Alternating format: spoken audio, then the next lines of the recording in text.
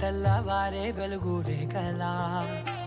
పచ్చ పచ్చ పచ్చి మట్టి బొమ్మలా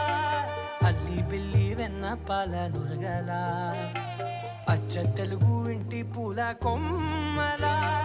దేవదేవుడే పంపగా ఇలా దేవతే మా ఇంట అడుగే పెట్టెనంట బ్రహ్మ కళ్ళలో కాంతులే మా అమ్మలా మా కోసం మళ్ళీ లాలి పాడేనంట.